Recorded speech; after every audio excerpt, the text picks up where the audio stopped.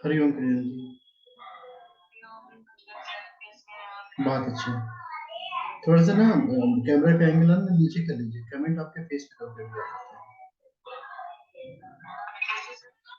थोड़ा सा उसको झुकाएंगे, हाँ अब ठीक है। थोड़ा सा और झुकाइए, अब ठीक है। हाँ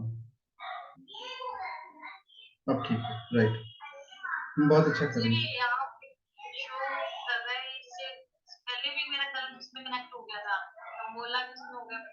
अभी किस में, एस्ट्रोलॉजी में हुआ?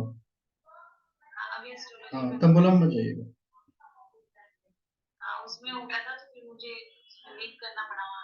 हाँ ठीक है, करिए, गुड।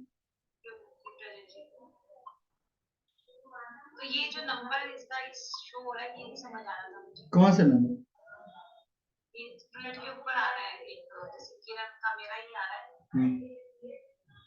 उसमें व्यूवर्स हैं, जितने लोग आपको देख रहे हैं वो है। ठीक, बहुत अच्छा चल रहा है।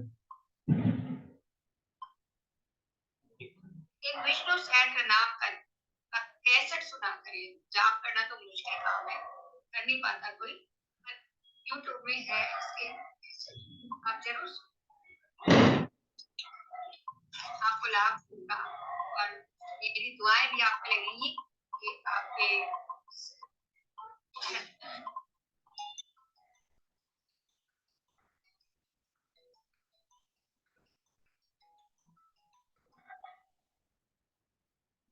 हरिओम।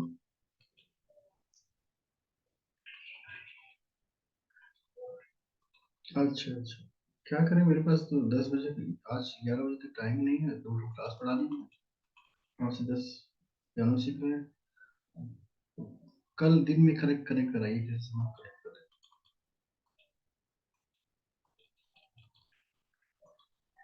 आपको मैं एक लिंक भेजते हैं, वो ज्वाइन करिए। अभी आज नहीं, परसों परसों खोल दिया, आज सिर्फ सिंपल खोल दिया। ठीक।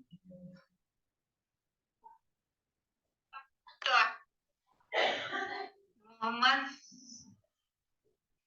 सलमान, मैं आपको इनवाइट कर रही हूँ आने के लिए, प्लीज कम।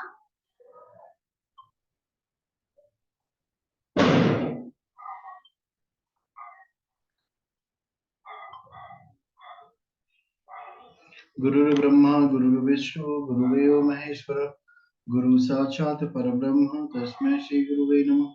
अखंड मंडलाकारं व्याप्तं येन चराचरं तत्पदं दर्शितं येन तस्मै श्री गुरुवे नमः।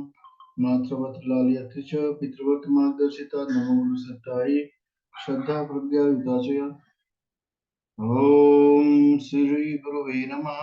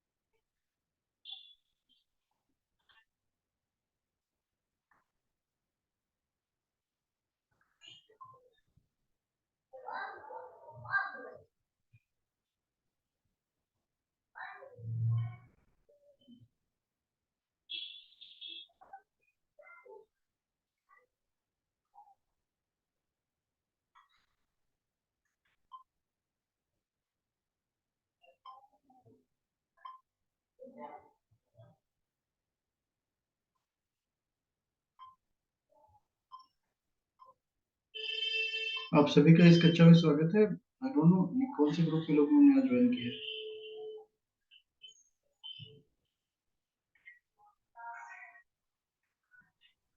सर वो 22 नंबर वाला ग्रुप जो आपने बना रखा है ना, वैदिक प्रोफेशनल 22। मुझे लग रहा है कोई दूसरा लिंक मैंने शेयर कर दिया क्या, क्योंकि मेरी क्लास में इतनी इससे ज्यादा स्टूडेंट होते हैं, कोई प्रॉब्लम है चेक करने दीजिए।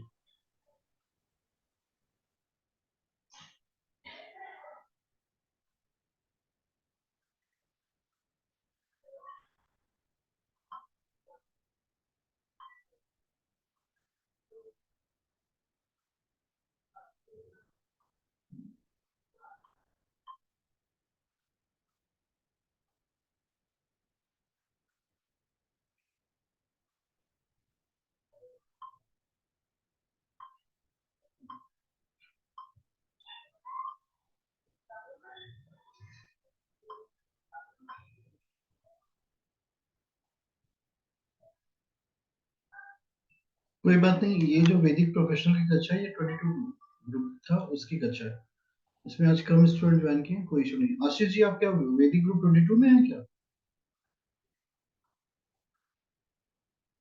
हाँ जी सर, आपने उसमें डाला हुआ है।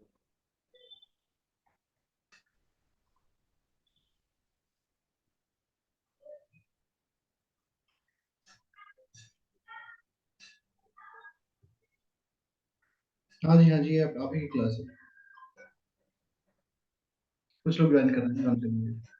अभी हम लोग जो है बेसिक एस्ट्रोलॉजी के पॉइंट्स को पढ़ रहे थे और उसमें समझने का प्रयास कर रहे थे कैसे हाउ टू मूव अहेड। उसमें कुछ ऐसे भी पॉइंट हैं जिसको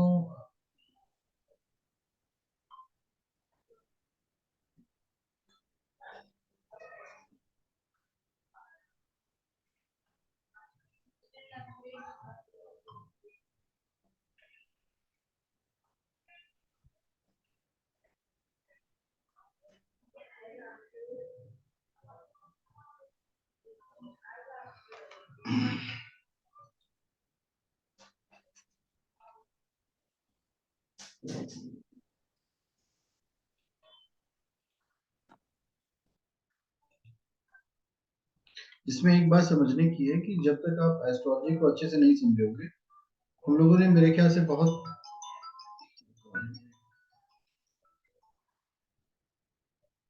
हेलो, हरिओम सर। हाँ बताइए, आवाज आ रही है आपको? किसका नंबर? क्या, कौन से सोनू दुबे थे? कहाँ के? मेरा नाम मतलब किस परिप्रेक्ष्य में आप ढूंढ रहे थे?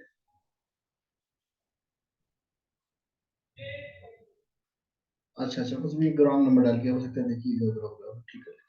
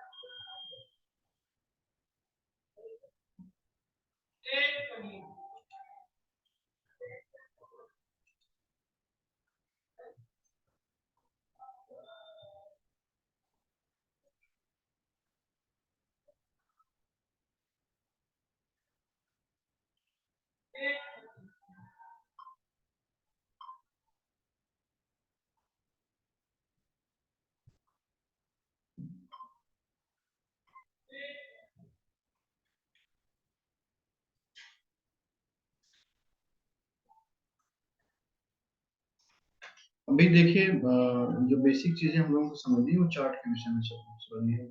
सो आज हम एक चार्ट खोलते हैं।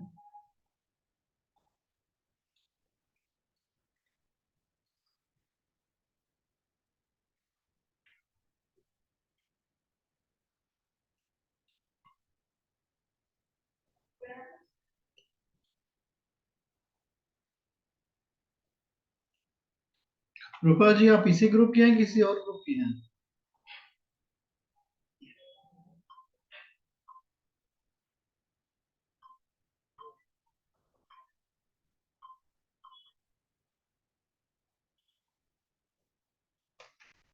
आप इसी ग्रुप के हैं क्योंकि ये ग्रुप नंबर 22 था, इसकी ये मेरे ख्याल से 7वीं 8वीं क्लास सर मेरी एंट्री नहीं हो रही थी है। अच्छा, और मैंने वैदिक भी करना है, दोनों करना है सर मैंने। करो।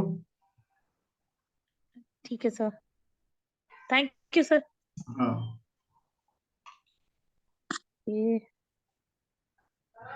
आप कहाँ से हो?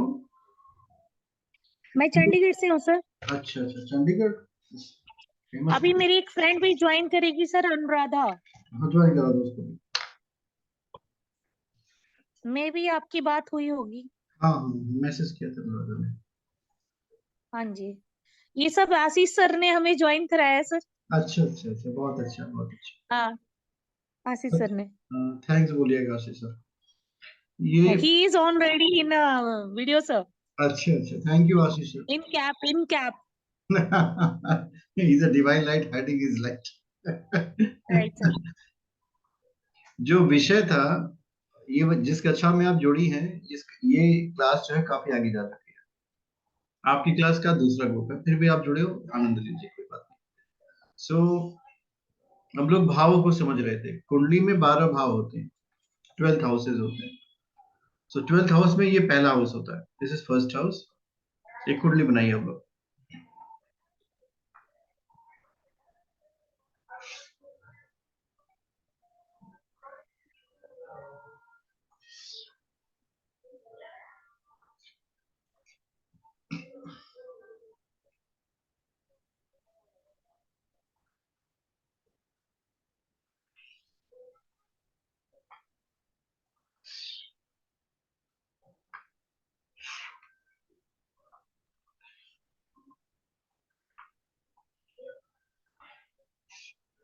जब चार्ट बनता है ना, तो उसमें 12 हाउस, ये 12 हाउसेस प्रैक्टिस करिए डेली बनाने का, क्योंकि जब ये आपको आ जाएगा, ये पहला घर है,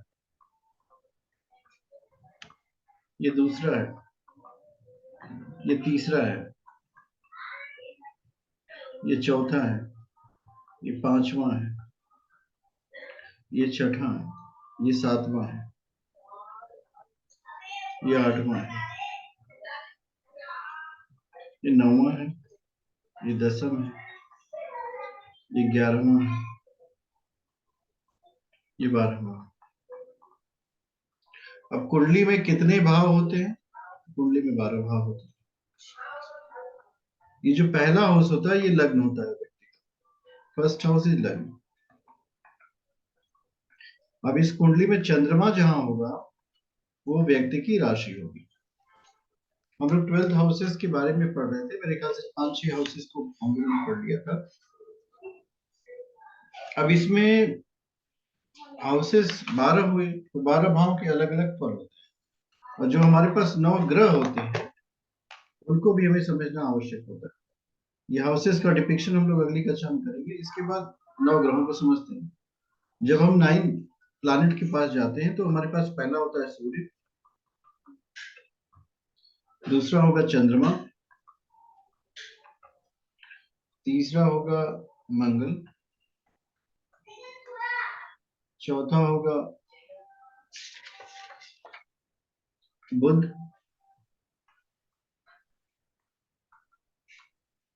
पांचवा होगा गुरु, छठा होगा शुक्र, सातवां होगा शनि। एक गिलास पानी दे दो। आठवां होगा राहु,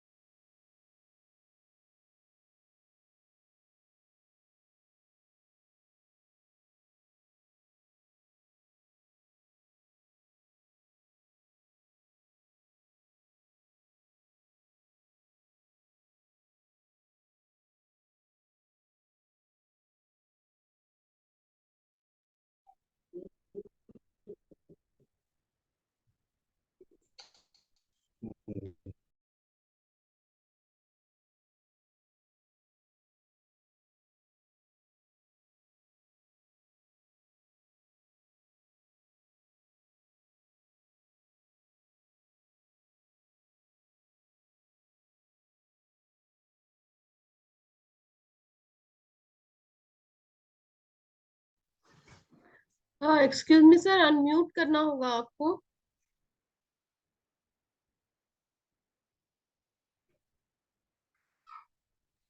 वो व्यक्ति का। Thank you very much. आपका शुभ नाम? सर प्रीति। कैसी हैं प्रीति जी? बस सर बढ़िया। चलिए अच्छा।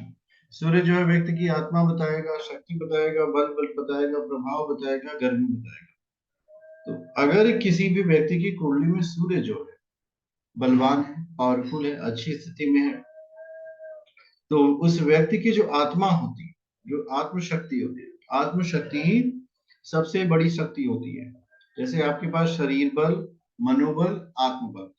शरीर बल जिसको आप लोग देखते हैं, फिजिकल बॉडी। मनोबल ये मन की शक्ति होती है, और आत्मबल, तो सूर्य जो है व्यक्ति की आत्मा का कारक है। व्यक्ति के अंदर कितना आत्मबल रहेगा, वो व्यक्ति किस शक्ति से अपने जीवन को आगे बढ़ाएगा, ये आत्मबल जो है व्यक्ति का सूर्य से पता चलता है। सो दूसरी चीजें क्या पता चलती है? आक्रामकता। अगर व्यक्ति के अंदर तेजस वर्चस अच्छा है, ही विल बी आक्रामक आल्सो।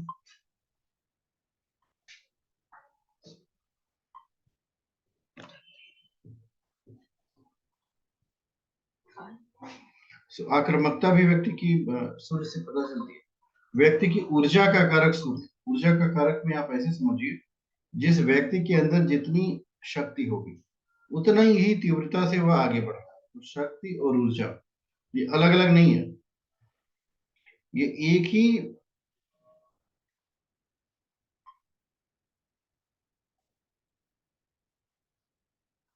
ही चीज के अलग अलग द्वैतक कहलाते हैं।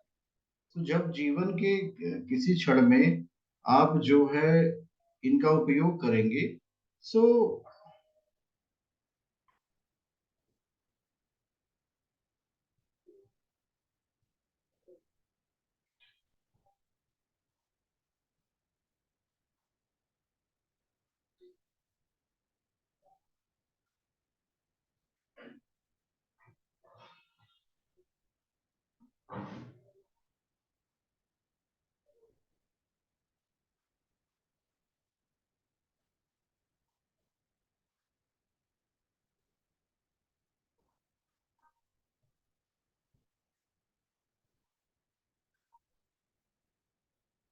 सो व्यक्ति के जीवन में जो इस तरह की चीजें होती है ना, वो उसको प्रभावित करती है। अब दूसरा, अगर आप चंद्रमा के विषय में जानेंगे, चंद्रमा जो है व्यक्ति के मन का कारक होता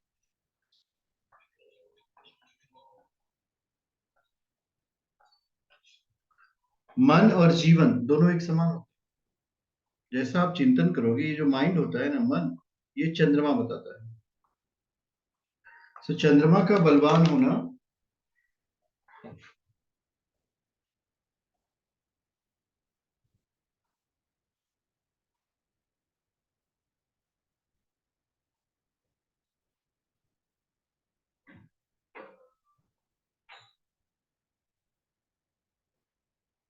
जितना व्यक्ति का मन मजबूत होगा उतना उस व्यक्ति का जीवन मजबूत होगा।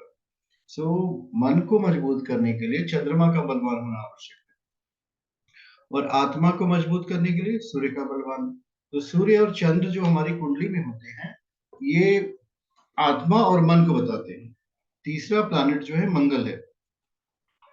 मंगल जो है व्यक्ति के जीवन में शूरवीरता का कारक है। मंगल को अगर आप लोग अच्छे से समझेंगे, तो मंगल जो है व्यक्ति का ये शूरवीरता, शूरवीरता का मतलब करेजियस नेचर बताता है। कोई व्यक्ति कितना महान होगा, वो ये बताता है। अब महानता जो होती है व्यक्ति के जीवन में, इस बात पर निर्भर करती है कि वो क्या करना चाहता है।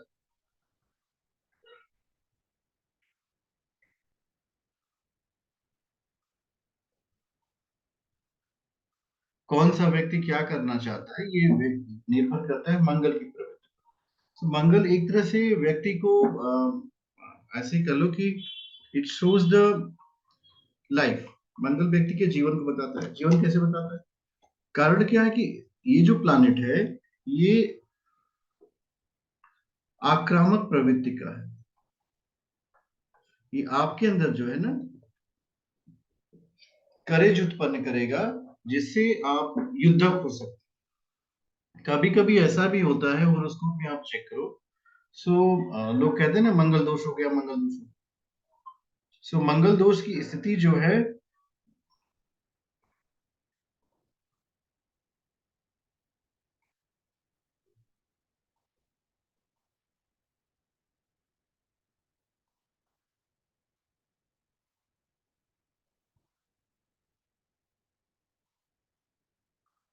व्यक्ति के जीवन में पुरुषार्थ को भी बताता है।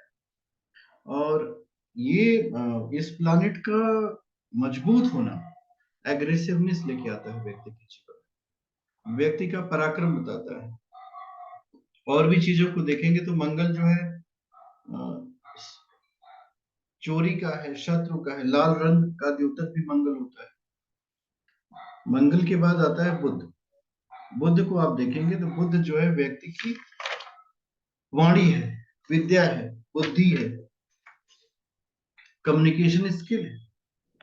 जब भी बुध स्ट्रांग होगा, ये व्यक्ति की वाणी है, विद्या है, संवाद की शैली है। ये विवाद नहीं है, ये कम्युनिकेशन है। जब भी किसी व्यक्ति का बुद्धि स्ट्रांग होता है तो वो व्यक्ति जो है अपनी बातों को दूसरों तक बहुत सहजता से समझा लेता है। और यही अगर मंगल स्ट्रांग होगा तो वो आक्रामक हो जाएगा, means he will become very very aggressive. जीवन में आक्रामकता जो आपकी आती है वो कभी आपको लाभ दे नहीं सकती। You can not get benefit from आक्रामकता। हाँ, अगर आपका कम्युनिकेशन स्किल अच्छा है, आपकी बातचीत करने की शैली बहुत अच्छी है, so you will get lot of benefit. बहुत सारे ऐसे व्यवसाय आप देखते होंगे जहां पे केवल बातचीत करने की शैली का ही उपयोग होता है। लोग कैसे बात करते हैं,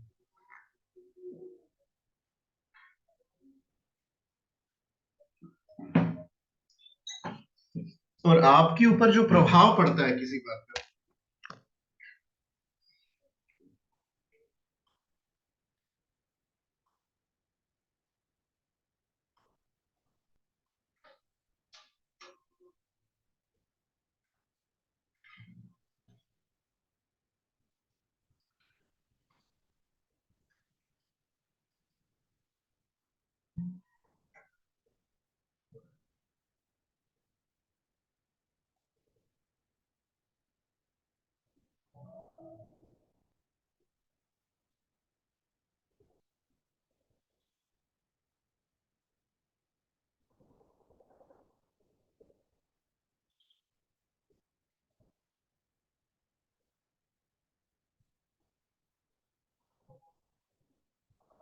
सो मंगल और बुध की अगर तुलनात्मक अध्ययन करें तो जहां मंगल व्यक्ति के अंदर विवाद को उत्पन्न करता है, वहीं बुध जो है व्यक्ति के जीवन को संवाद से हल करने का प्रयास करता है, बातचीत से जीवन को अच्छा बनाने का प्रयास करता है।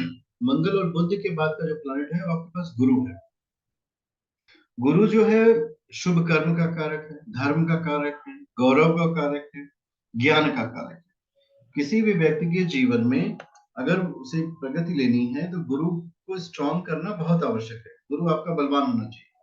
अगर ये गुरु आपका बलवान हुआ तो आपके जीवन में धर्म आएगा, ज्ञान आएगा, गौरव आएगा, विद्या आएगी, बुद्धि आएगा, विवेक आएगा। और गुरु अगर वीक हो गया तो ये सारी चीजें नहीं आ सकती। और जब ये चीजें नहीं आएंगी तो क्या होगा, जीवन में आपकी विपत्ति आएगी। कमर सीधी करके बैठिए, हम लोग गायत्री महामंत्र 3 बार बोलेंगे। ओम भूर्भुवः स्वः तत्सवितुर्वरेण्यं भर्गो देवस्य धीमहि धियो यो नः प्रचोदयात्। ओम भूर्भुवः स्वः तत्सवितुर्वरेण्यं भर्गो देवस्य धीमहि धियो यो नः प्रचोदयात्। ओम भूर्भुवः स्वः तत्सवितुर्वरेण्यं भर्गो देवस्य धीमहि धियो यो नः प्रचोदयात्।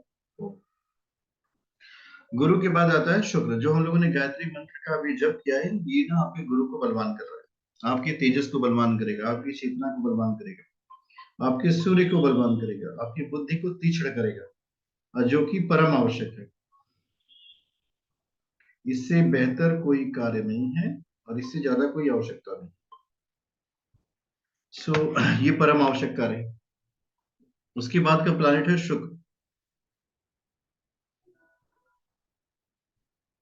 शुक्र जो है सांसारिक सुख का कारण है।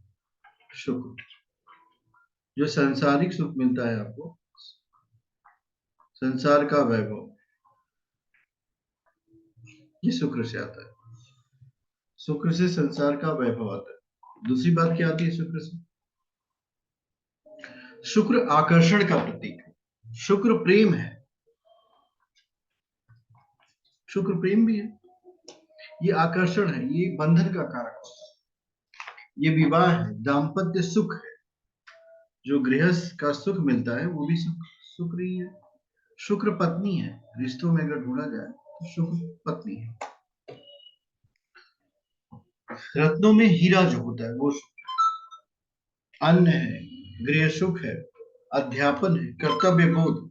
कर्तव्य बोध कभी कभी ऐसा होता है जीवन में कि व्यक्ति जो है अपने जीवन में उसे इस बात का एहसास ही नहीं हो पाता कि वो करना क्या चाहता है। तो शुक्र जो है व्यक्ति को कर्तव्य बोध कराता है, ये आपके जीवन का कारण ये है और आपको करना ही है। सो जब भी किसी को सेल्फ रियलाइजेशन होता है, अपने कर्तव्य का बोध होता है, तो वह व्यक्ति जो है अपने जीवन में सन्मार्ग पर चलने लगता है। और बिना सन्मार्ग में चले किसी भी व्यक्ति के जीवन में उन्नति नहीं हो सकती।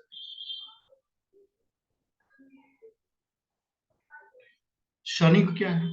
शुक्र के बाद आता है शनि। देखिए मैंने इसको ब्लैक कलर से लिखा, शनि। शनि जो है जड़ता है, जो रिजिडनेस आती है, जड़, आलस्य है, रुकावट है, चमड़े का प्रतीक शनि है, कष्ट है, दुख है, विपत्ति, विरोध, ये सब शनि से आते हैं। वंचर है, डरावनी लोग, जिससे आपको फियर क्रिएट होता है, वो सब शनि में है। लंगड़ापन भी शनि है, भैंस भी शनि है।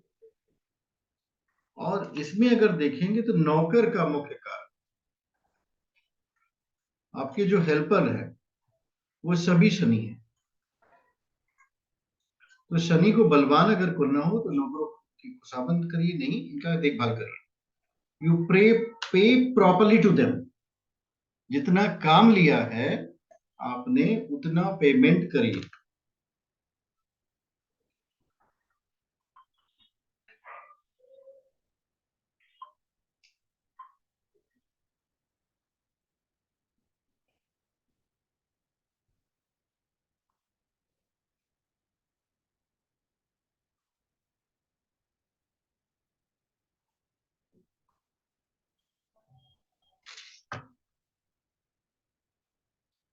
और दूसरी बात क्या है, शनि के बाद आता है राहु। जब आप राहु पे पहुंचेंगे और केतु के पहुंचेंगे, तीन प्लैनेट शनि, राहु, केतु, इनके लिए जो वर्ड यूज किया था है राकेश, ये प्रॉब्लम क्रिएट होता है। राहु, केतु, शनि, ये जीवन में समस्या बताते हैं।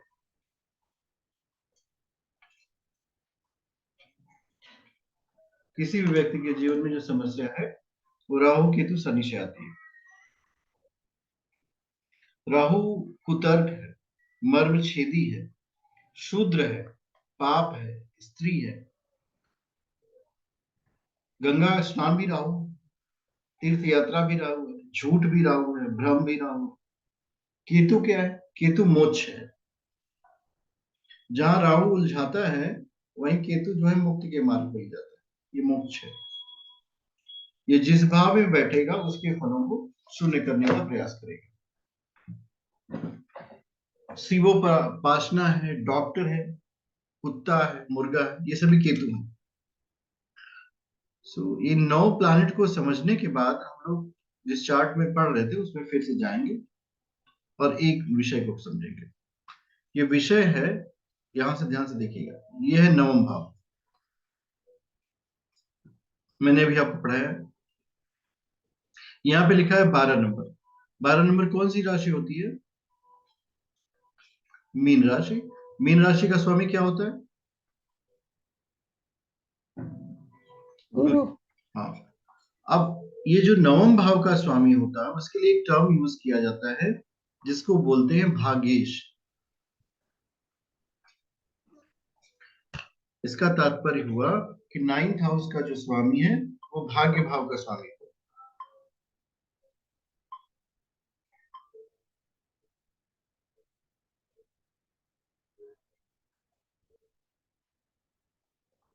नाइन्थ हाउस का स्वामी जो है भाग्य भाव का स्वामी। जब 9th हाउस का स्वामी भाग्य भाव का स्वामी है तो जब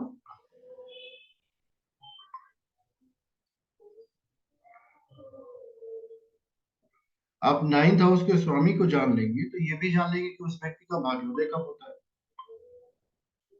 सो भाग्योदय जाना परम आवश्यक है। कोई भी व्यक्ति जो है भाग्योदय का जानना, भाग्योदय का मतलब होता है उस व्यक्ति के जीवन में अच्छा समय कब आएगा, अच्छा समय भी ऐसे भी कह सकते हो, वह समय कब आएगा जब वह व्यक्ति जो है अपने जीवन के स्वर्णिम काल में, दैट इज कॉल्ड भाग्योदय।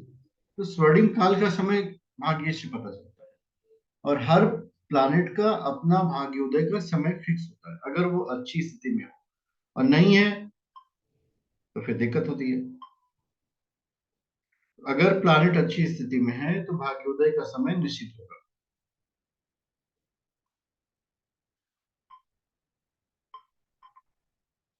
इसमें करना क्या है, जैसे देखिए यहाँ पे मैंने लिखा है इस कुंडली का भाग्येश गुरु है। जब अब जितने प्लैनेट हैं उनको आप समझो, सपोज करो सूर्य भाग्येश हुआ तो भाग्योदय का समय 22 वर्ष हो। मंगल अगर हुआ तो भाग्योदय का समय 28 वर्ष। बुध हुआ,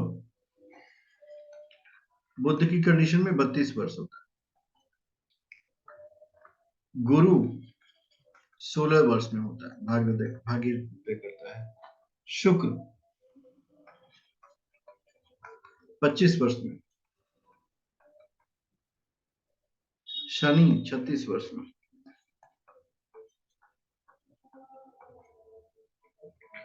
राहु और केतु 42वें वर्ष में। सो जब आप किसी भी कुंडली को देखो तो 3 चीजें मैंने आपको बताई थी। आप जो लोग प्रीवियस क्लास में होंगे, मैंने बताया था पहले लग्न को देखना, फिर चंद्रमा कहाँ है वो देखना है। अब तीसरी चीज इसमें जोड़ लीजिए, उस व्यक्ति के भाग्य भाव का स्वामी क्या है। एक नया चार्ट खोलते हैं, हम लोग इस पे डिस्कस करेंगे कि रियली हाउ इस पे वर्क कैसे करना है। सर मेरा एक क्वेश्चन है। पूछिए। जैसे कि मीन राशि है तो वो उनका भाग्येश गुरु हुआ, तो धनु राशि भी होगा तो भाग्येश तो गुरु ही होगा। हाँ जी, हाँ जी, तो फिर उनका भी तो सेम टाइम ही होगा भाग्योदय का, 16 वर्ष। राइट। जी सर। अब हम लोग आगे की तरफ बढ़ते हैं, हम एक नई कुंडली खोलते हैं, उसमें समझने का प्रयास करते हैं। कारण क्या है ना, देखो जो राशियां हमारे पास 12 हैं, इसमें 2 राशियां जो है एक ही ग्रह के पास है। 5वें नंबर की सिंह राशि सूर्य के पास है, चौथे नंबर की कर्क राशि जो है चंद्रमा के पास है। बाकी के अगर आप चेक करो तो वो राशियां का अधिपति दो राशियों के अधिपति एक ग्रह के पास है। जैसे मंगल के पास मेष राशि है और वृश्चिक राशि, मंगल इसका स्वामी है। अब अगर आप जाएंगे शुक्र के पास तो उसके पास है वृषभ राशि और तुला राशि। सो एक नया चार्ट खोलते हैं आपके लिए।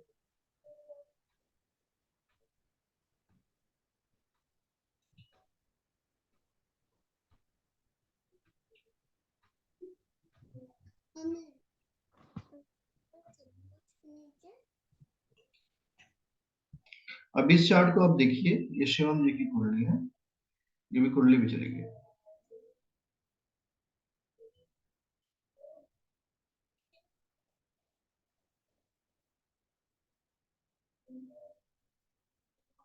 इसमें 3 चीजें हमें बतानी है जो मैंने आपको पहले ही बताया था। ये किस लग्न की कुंडली है, इस कुंडली का लग्न है धनु। हमें कैसे पता चला, यहाँ पे 9 नंबर लिखा। इसका स्वामी क्या हुआ, गुरु। अब हमें देखना है चंद्रमा का है, चंद्रमा जो है 3 नंबर वाली राशि। ये कुंडली किस राशि की है, मिथुन राशि की। अब तीसरी बात हम आज जो मैंने आपको बताई है, भाग्येश। भाग्येश क्या होगा इस कुंडली का, देखिए यहाँ पे 5 नंबर लिखा है, सिंह राशि हुई। हाँ जी सिंह सर, राशि का सूर्य। स्वामी हुआ सूर्य। सूर्य। हाँ, इस कुंडली के बारे में 3 जानकारियां आपके पास आ गई कि ये कुंडली जो है धनु लग्न की बन रही है, इनकी राशि मिथुन है और इनका भाग्येश जो है वो सूर्य है। अब भाग्येश सूर्य की कंडीशन में मैंने आपको बताया था भाग्योदय का समय, भाग्येश जब सूर्य होगा तो भाग्योदय का समय 22%। इसमें एक बात आप लोग थोड़ा अच्छे से समझो कि जैसे मैंने कहा कि इस व्यक्ति का भाग्योदय 22% में होगा, यही बात बताई ना। अब सूर्य की स्थिति इस कुंडली में जैसी हो, वो इस 22 को 23 भी बना सकती है या 24 भी बनाएगी, पर 22 को 20 नहीं बना सकती। ये कंफर्मिटी आप लोग ब्रेन में रखिए। भाग्योदय का समय पहले नहीं आएगा, बाद में जा सकता है, डिले हो सकता है।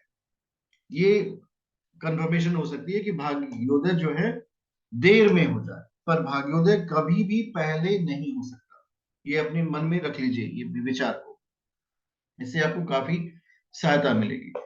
दूसरी बात ये है कि भाग्योदय का तात्पर्य ये कभी नहीं कहा जा सकता कि इसके बाद व्यक्ति का जीवन अच्छा नहीं होगा, बिल्कुल अच्छा होगा, पर वो भाग्योदय की स्थिति में जो उसके साथ हुआ होगा वो अद्भुत होगा, चमत्कृत रूप से होगा, जिसको वो सोचने समझने के बाद इस बात पर गौर करेगा कि बहुत अच्छा मेरे जीवन में घटित। तो बहुत इंपॉर्टेंट पॉइंट होता है भाग्येश। दूसरा उपयोग क्या है इसका कि अगर हम भाग्येश को बलवान कर दें, बलवान करने के लिए उपाय होते हैं, विधियां होती हैं। अगर आपका जातक, आपका जो व्यक्ति है जो आपसे सलाह लेने आता है, आपने उसके भाग्येश को बलवान करने के उसको उपाय बता दिए, तो उसका जीवन कहीं ना कहीं आसान होगा। इस बात को समझिए, his life is going to be simple, किसी न किसी रूप में उसका जीवन जो है आसान होने वाला है। तो यही तो आप चाहते हैं कि आपके आपके जातक का जीवन आराम से हो जाए। जब आपका जीवन, आपका जातक का जीवन आराम से हो जाएगा तो कठिनाइयां अपने आप कम हो जाएंगी। 3 चीजों का विश्लेषण कुंडली को खोलने के बाद हमेशा करना चाहिए। इसको हम फिर से रिपीट कर देते हैं। एक तो कुंडली का जो पहला भाव होता है, ये कुंडली का लग्न होता है, और चंद्रमा जहां हो, जहां पे मून बैठा हो, ये इस कुंडली की राशि हो। नवम भाव जो है ये व्यक्ति का भाग्य भाव है, इसका स्वामी नवमेश जो है वो भाग्येश होता है। सो नवम भाव का स्वामी व्यक्ति का भाग्येश होता है। भाग्येश को जब भी कोई व्यक्ति बलवान बनाएगा उसका जीवन आसान होता हुआ चला जाता है, वह व्यक्ति जीवन में कम कठिनाइयां झेलता है। तो इन 3 चीजों का आप लोग ध्यान दीजिएगा। लग्न कुंडली पहले कुंडली खोलो, फिर देखो कौन सी लग्न की कुंडली है, फिर चेक करिए चंद्रमा कहाँ है, तो इस व्यक्ति की राशि कौन सी हुई, फिर इसके भाग्येश को चेक करिए, इस इनकी कुंडली का भाग्य भाव का स्वामी किस स्थिति में है। ये बड़ा ही अद्भुत विषय होता है, कुंडली का भाग्य भाव का स्वामी। भाग्य भाव का स्वामी मीन्स भाग्येश, वो कौन सी पोजीशन में,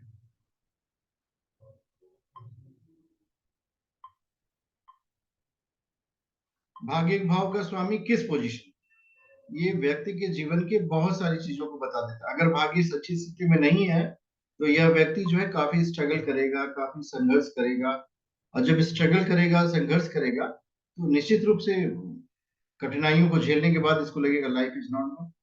आई mean life is not good, there is a problem. So हमें जो है एक बात का अभ्यास करना चाहिए कि अपने स्वयं के भाग्य को अच्छा करिए। अगर कोई व्यक्ति आपसे सलाह लेने आता है तो उसके भी भाग्य भाव को, क्योंकि भाग्य भाव की अच्छी स्थिति, भाग्येश अगर अच्छी स्थिति में है तो ये व्यक्ति को बताती है कि now in which condition the person. So जब व्यक्ति अच्छी कंडीशन में होगा, जैसे भाग्येश बलवान हो, तो उसे कम परिश्रम करना पड़ेगा, उसके जीवन की जो प्राप्तियां होंगी कम मेहनत से ज्यादा वो प्राप्त कर सकते हैं। ये सारी